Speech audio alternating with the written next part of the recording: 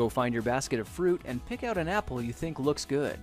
Now, using a sharp cutting knife, carefully cut the apple at a slight diagonal so that it slices right through the center of the apple core. While we're here, let's save 2 of the seeds because we'll be needing them later. Now that we've got our 2 halves, let's take the side that still has the bottom attached and place it face down on a cutting board.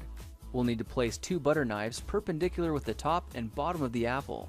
Now we can carefully cut down along one side of the apple core until the knife bottoms out on our makeshift spacers, then use the spacers as a guide to gently cut in from the side. When the 2 cuts meet, you'll have an apple wedge that pops right out. And while we're here, let's cut a piece from the other side the same way. Now our goal with these is to cut out 3 more L-shaped wedges about 1/4 inch thick. And this time, rather than cutting in sideways toward your fingers, try turning the piece over so you can cut downward and meet the first cut at the bottom. Now with a little wiggle, a new apple wedge should break free. If you repeat the process 2 more times, then stagger the pieces back together, the effect is a beautifully layered wing. Now just cut the other piece the same way and your swan's body should look like this. To make a place for the head, all we need to do is carefully cut into the front of the body and gently lift the pieces out to reveal a clean and fairly deep groove. At this point, we can go ahead and grab the other half of the apple and place it between the butter knives like before, but this time we're just going to use them as spacers to cut an even slice off the bottom. You can see that repeating this process 3 or 4 times gives us a nice variety of shapes and sizes. Now look for a piece that resembles a heart that's been slightly flattened on top.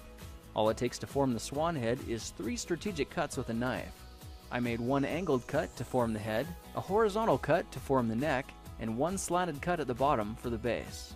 Now you should be able to see how this is coming together, and to clean it up a bit, just use your knife to round off the sharp edges. All that's left now is to place the apple seeds where you think the eyes should go, then use the side of a butter knife to press them firmly into position. When both eyes look good, simply drop the neck into place, and you're done. You've just created a beautiful and decorative apple swan. I spritzed mine with a bit of lemon juice to help prevent it from turning brown, then put it on display to show off for our dinner guests later that night. If you try using different apples, you'll get a nice contrast of colors, and every bird will look a little bit different. Well, now you know how to take any ordinary apple and turn it into a decorative and edible apple swan. If you like this project, perhaps you'll like some of my others.